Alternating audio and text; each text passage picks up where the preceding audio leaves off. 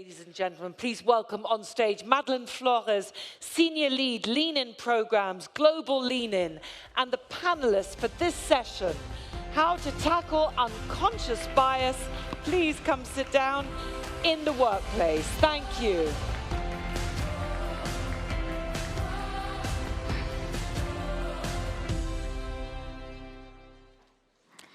Well, good afternoon, everyone. Thank you for joining us on this session on how to tackle unconscious bias in the workplace. My name is Madelyn Flores, and I work for Lean-In, a nonprofit aimed towards creating more equity in the workplace for women. And we also lead and collaborate with McKinsey & Company to create the largest and most comprehensive study on women in the workplace, identifying the largest barriers that they're facing, and one of which is, of course, around bias, which is why I'll be moderating the session. We'll go deeper into it in the workplace, and I'll have my panelists introduce themselves as well. Hello, I am Agathe Bousquet. I am the CEO of Publicis in France. I'm very happy to be here, not only because we care about bias within the group, but also because I believe we have quite an influence in terms of bias, because we are an advertising group. So we deliver a lot of messages worldwide. So voilà, that's why I'm very here and happy to talk with you today. Hello everyone, I'm Karima Silvent. I'm CHRO for AXA. AXA is an insurer. We are present in 50 countries, and we have 120,000 employees. And I'm here to talk about especially measurement, because I think inclusion is something you can measure. I think we've been shy about it, and I think it's time to measure it more and to act. And I think actually that can help debias the workplace. Hi, I'm Mirna Safi. I'm a professor of sociology. I'm also very happy to be here. I have this luxury to be able to dedicate a lot of time to study bias and discrimination. And it's my job, actually, to investigate these topics. So it happens that I'm also passionate about them. So I do some research in order to measure bias, observe bias and discrimination in different fields, but namely in the labor market. And I'm very happy to speak to you about this today. And my name is Fabrice Houdart. I'm a one-trick pony. I mostly work on LGBTQ plus inclusion. And today I'm coming as executive director and founder of the Association of LGBTQ plus corporate directors. And that's kind of a US topic, but it's starting to be a global topic. And the idea is that we are very underrepresented in the boardroom. And unconscious bias against LGBT people tend to play a key role in that underrepresentation. Well, thank you for joining us today. And unconscious bias, it's complex. Every single person falls into these bias traps. And so to ground us as we start this session, I'd really like Mirna to kick us off and share the complexities of this subject and how it impacts our actions in the workplace when it comes to unconscious bias. Okay, thank you. So I'll try to make it simple. It's indeed very, very complex. Maybe to start with, it's very important to clarify this concept because it's somehow overused, sometimes also with some negative implications, positive ones as well, but negative also because some people feel like they are guilty because they have bias anyway. And it maybe to be able to clarify, maybe it's good to start contextualizing a bit how we came to this notion in the study of discrimination. Discrimination is an easier concept to start with because discrimination is about treatment, action, evaluations, decisions. And these are things that we can measure, and we know how to measure now in the social science, right? But in the field, we have been trying now for decades to understand why people discriminate, okay? To understand these discriminatory outcomes that we observe. And one traditional answer has been that people discriminate because they have aversion, hostility towards others, that we have to actually measure and tackle this hostility. And one important stylized fact is that these negative attitudes, for instance, towards ethnic and racial groups or towards women, have been decreasing in a lot of the societies as we measure them in what we call explicit attitudes. But still, we measure a fair amount of discrimination in the labor market, in the housing market, in everyday life. And moreover, this discrimination seems to be quite stable, actually, in a lot of context, okay? So there's a puzzle here in the sense that we still measure discrimination and we measure less and less explicit, negative explicit attitudes. And here, actually, the different social sciences try to think about this different dimensions of attitudes that we call bias. Actually, we have the variety of expression and words to refer to this concept: implicit bias, unconscious bias, subtle racism, etc. Automatic bias also is used in the literature.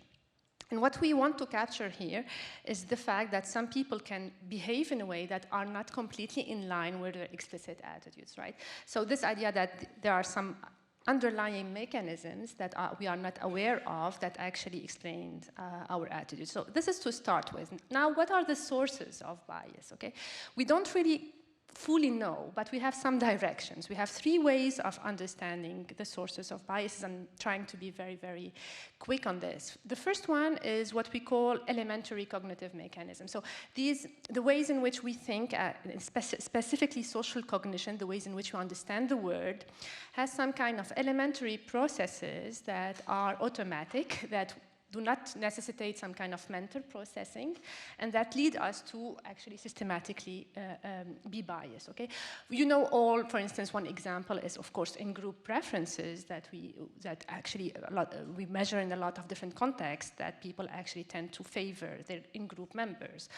But more generally, people tend to actually weight differently, for instance, the distribution that they observe. To give you a concrete example here, for instance, our brain tends to actually outweigh somehow the extreme of the distribution. So this is why, for instance, teachers, although they don't really observe all the time that, for instance, males do have better achievements in mathematics in comparison with girls. It's just that in the top of the distribution, they observe more often actually top outperformers, males, that actually they associate performance to math to males. So this is the first source, elementary cognitive mechanism. The second one is emotion, and this idea that we have some kind of underlying, deeply rooted emotion that we inherited somehow from our family, for instance, the ways in which we actually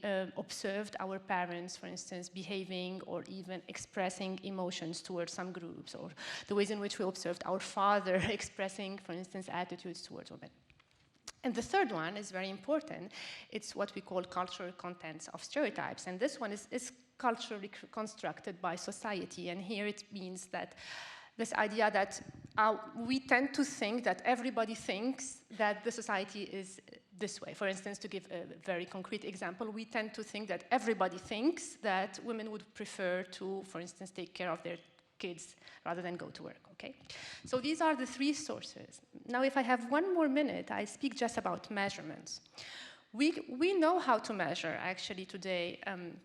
We don't really know how to disentangle these 3 sources. It's very complicated, but we have now well-documented measurements of implicit association bias that is actually available. I guess that many of you know of this test that we can do within 5 minutes and even less so.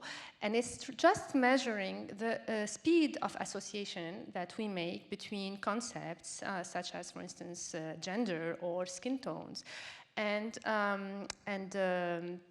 evaluation, good or bad, or many different vocabulary that actually, of course, refers to this idea of bad and good, or sometimes cultural stereotypes themselves, for instance, career versus family and gender. And what we know now, we have really a large and wide range of tests to measure different types of bias, and a lot of data that today is documented as being associated to discriminatory outcomes in different fields, and it's very easy to implement as a measurement. It's not perfect, but it's easy to implement and well documented.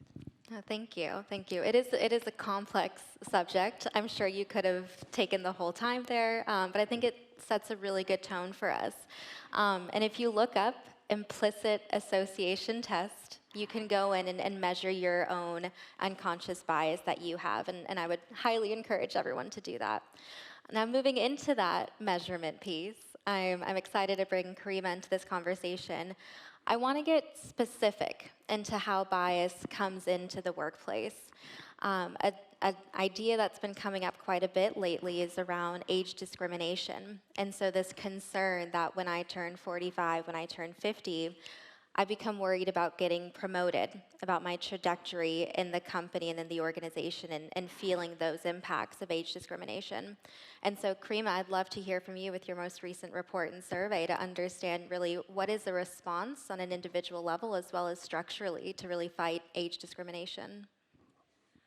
I think words are important. And inclusion on age is not necessarily discrimination. And that's important to differentiate both, actually.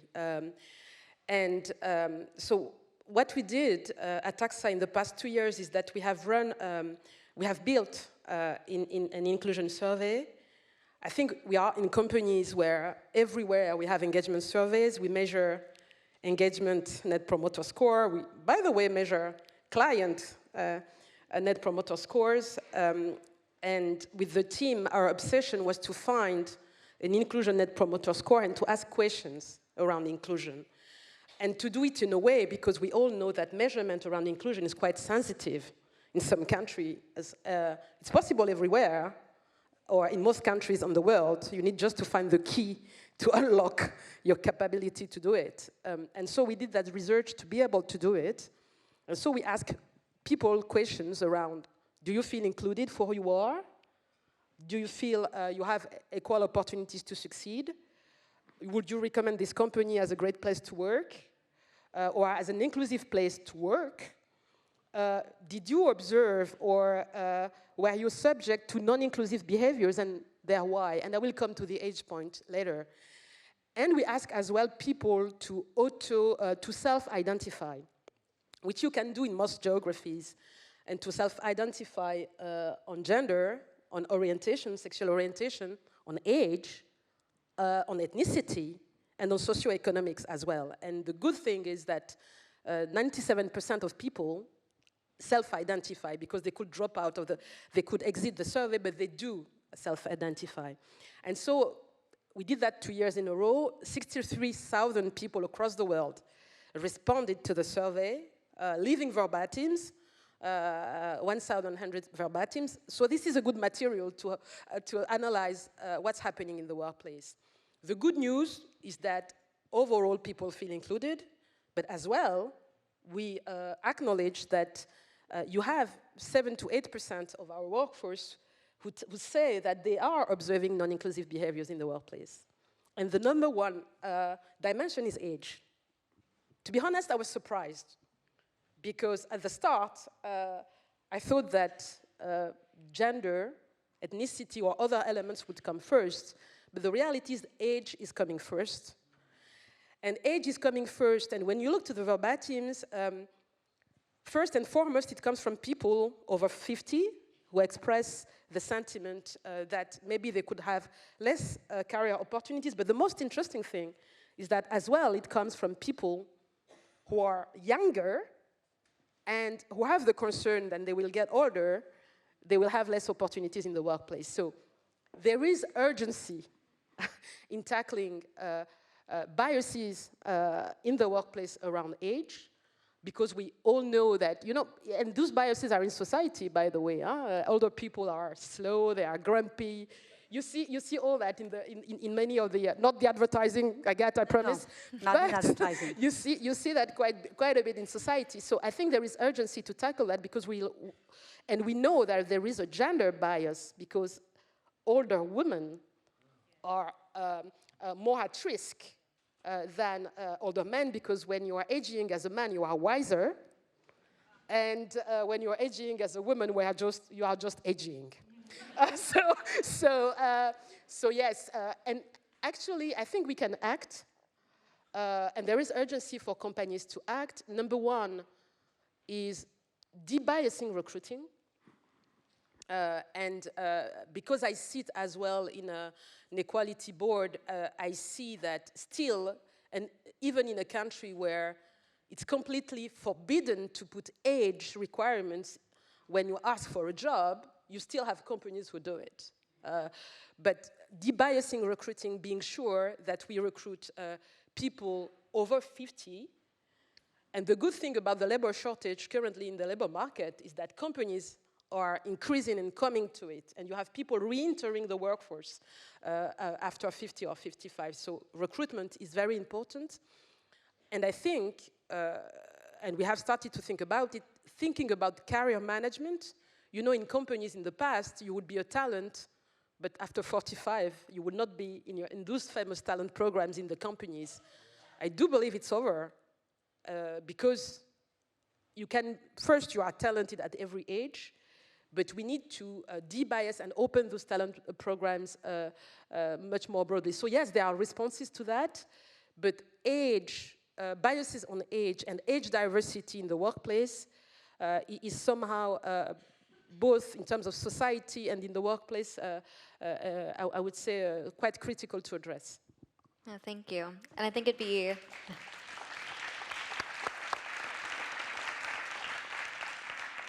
I think it'd also be great for other companies to have that awareness. Unless you measure, you didn't know that that was the top of mind issue for the organization. So again, that importance of understanding. Now with that, we also know with the report that we do every year, this year, 50% of women with disabilities shared that they faced biases more than any other group of women. They were getting their judgment questioned, they were getting spoken over, they were interrupted. And so we know this group is facing bias at alarming rates. And so Agathe, I'd love to hear from you really, why do you think this group is feeling these types of biases? What can we do to do more for this community of disabled people? I believe that they are more vulnerable because they are women and they are women with disabilities. It's quite the North Face, if you may. First, there is discrimination, still discrimination, even if we have improved a lot when you're a woman, but to obtain a job and to obtain a promotion within companies, we know that it's cool not to be seen as weak. And when we look at women with disabilities, we often miss to look at them with expertise. And we go too quick, maybe, in our companies. We also know that there is also a level of qualification among women with disabilities that remains very low. So they are concentrated in certain sectors or for certain types of jobs where sometimes promotions are not that easy. So there are many, many socio and economic contexts which are complicated. And this is where I believe, of course, our companies have to play a big role inside their companies in order to make them talk, to make them also learn, and to make them be promoted. But I think it's also a huge question of representation. And today, when we look at advertising, for instance, we know that people with disabilities is around 20% of the population, but it's less than 1% in our messages. And I believe that it's when it's at the heart of our advertising, it's because it's an NGO talking, or we're talking about this topic. And I'm proud to say that in more and more, and I see that there is Annette King here, who is the head of Publicis in the UK, and I know she also trusts that. We have to represent people with disability just as consumers. And we did that in an advertising that had yesterday night a huge award in France. It's an advertising for a railway companies, SNCF, where there are many customers, and around them there are people with disabilities, but not because, but just because they're consumers, as anyone. And I think it's the best way also to improve the way we do as companies, is also to use the power that we have as advertiser or marketing people in order to show that there are consumers, there are people are like me, like everyone, and that they we don't have to, we just have to be creative. We have to put more creativity in order to integrate them, to include them within our messages. And yesterday I was talking to the head of diversity and inclusion at Publicis, and she was saying to me, if it's tough to be creative on this side, why won't we include them in this process of creativity? And I realized that we have some creative people that live with disabilities, but they never talk, they never express anything about it. So again and again, it's like we have a double role here to play, inside and also in the messages we want to send to the general public. And I think this is a huge power and a huge responsibility, of course. No, it's great to hear that you're doing that with the representations, that we can see that when we're walking around, when we're in, train stations, and we can see the advertisements, we can see other people as well, and as people, and they're just part of that picture. So that's great to hear. But when you look at advertising, we can always punish advertisers. But when you look at advertising 10 days ago, 20 years ago, 30 years ago, it's incredible the way it has changed and the way the representations have moved. And it's true that for decades, advertising has always played on stereotypes to go quick, as I said, but today it's also a way to move the lines. And I think that the new generation of advertisers, of marketers, they know first that they have a huge responsibility, two, that they are useful, that they can be on the right side of history and change many things in terms of representations. So. Yeah, I fully agree. I see myself in quite a bit more now, and it feels validating to know that it's not just me, but we're all over the place, and we're in different advertisements, movies, and different media and things like that. Now, I want to go over to Fabrice. Thank you for patiently waiting for your question. I want to share some data that I know you're deeply familiar with the group here. 0.6% of board seats are with people a part of the LGBTQ plus community. Another important stat to remember when we think about growing that number is only 25% of the S&P 500 companies disclose if they have any directors that are people a part of the LGBTQ plus community. If we're not aware of the measurement, if we're not aware of who we have and how we can promote, we're not going to see that 0.6% move. And so, Fabrice, I'd love to hear from you some of the structural bottlenecks for why we're seeing such low representation, and then talk about the cultural implications of that. Well, when I talk to companies, usually they say sexual orientation does not matter, right? It doesn't matter in the boardroom. And it's a meritocracy. If you're good, you make it to the board, and that's it. So now I'm pretty lucky because I have numbers. And the reason I have numbers is in part because the NASDAQ has asked companies to disclose, actually it's mandatory, to disclose whether they have LGBTQ plus board members. So now we know, we knew it in the Fortune 500, now we know in the NASDAQ that there are about 0.6%. Of course, there are structural bottlenecks which are pretty well known, right? It's a very discretionary process, the hiring process in the boardroom, and then similarly there is very low turnover, and that's also a reason why in the United States we have so very few women on board. But to talk about unconscious bias, I think it plays a key role.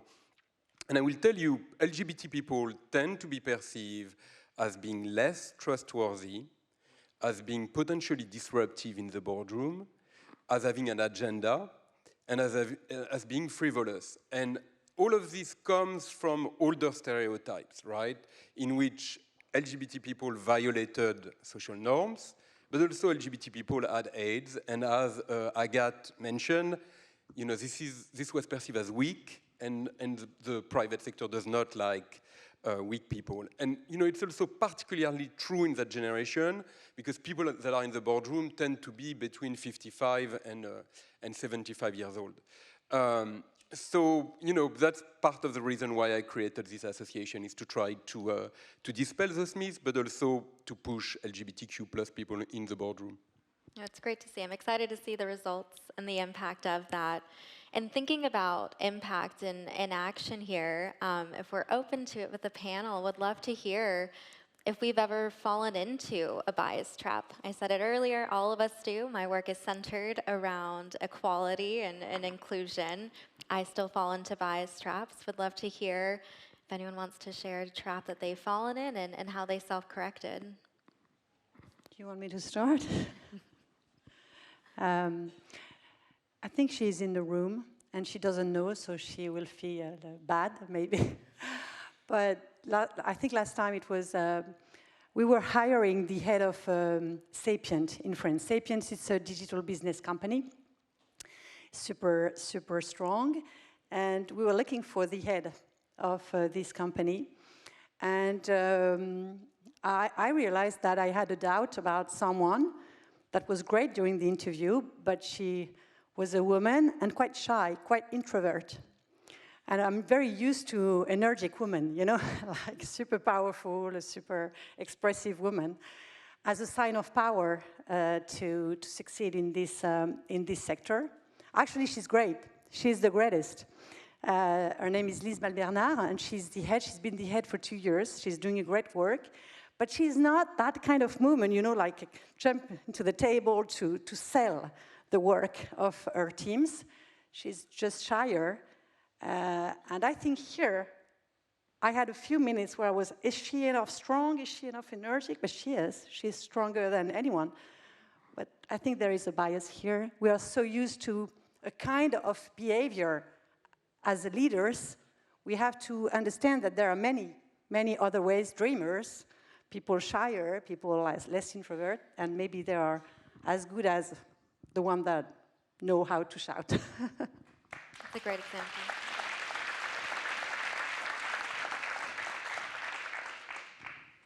Does anyone else wants to share? So, you know, I think I have already shared that story one time at the Women Forum, so I hope it's not the same people than last time.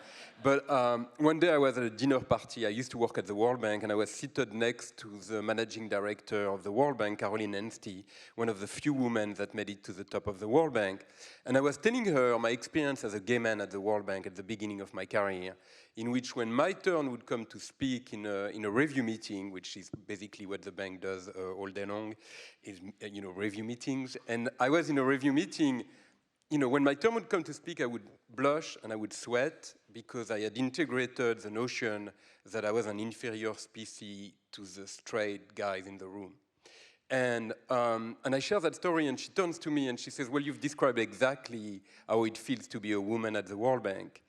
And that was a huge shock to me. I had never imagined that women had the same experience I had, that imposter syndrome, that feeling of feeling inferior, that your voice doesn't matter. And to me, that was kind of an eye-opening moment in which I discovered that until people tell you what are the mechanisms of exclusion that they experience, it's extremely hard to understand. And that's why I think storytelling and role models are extremely important.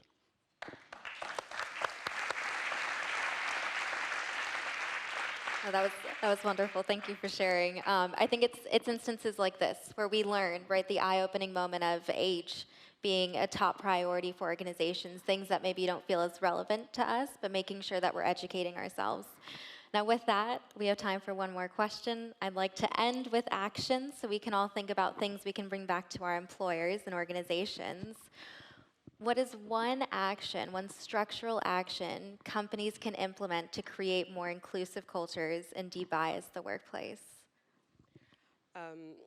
Maybe, so I will come to this thing around measurement because I truly believe it's important. And I think all continents or all countries may not have the same legislations, etc. And it's not only about legislation, it's about what companies can do. And I do believe that measuring how people feel around inclusion is extremely necessary today. So my encouragement is, wherever you are in your companies, push for it. And push for it being not only a boardroom conversation, because what's being discussed in the boardroom around data and measurement and inclusion is important, but also a team conversation, so that the results of that type of surveys are discussed at team level, because bias is in every one of us. Inclusion is only the sum of our collective behaviors. And once we have all understood that, it means that we just need to implement the change in the workplace at the team levels And this comes with consciousness of what individual actions create in others. And when you measure, when you put in front of everyone what the collective feeling is around words, around behaviors, then suddenly you see people waking up because they couldn't imagine that this behavior had an impact on someone who is a fellow human being. And so I do believe in measurement, and I do believe that we need to push for measuring and having action plan once we have measured. Great. If anyone else would like to share? Can I just say that I want to thank the Women's Forum, and I want to thank Karima, because last year she started talking about this survey and the work she was doing. So it inspired us at Publicis. So we started the same process, and it's super powerful, so thank you. Thank you for sharing, because you shared with me all your files, actually, so it was really super helpful. Just want to say that measurement is absolutely key. Partnerships also. We partner a lot, to be honest, because it's so complicated. There are so many fields, so many battles. It's so complicated, so specific, the words you have to use, the best practices, etc. Just one thing that we do, we have a lot of people that feel that our companies are too consistent. We are all the same within the company. So we created a program which is called Publicis Track to attract people and young people coming from lower socioeconomic backgrounds. It's absolutely great. So we partner with schools and we recruit young people coming from those areas. And there are more and more people coming from those areas, and it's really concrete. And that's the best way to do inclusion. It's to recruit people, I think, at the end of the day. So measurement and partnerships. Let's bring that back to our organizations and start seeing change. Thank you so much for the time for this.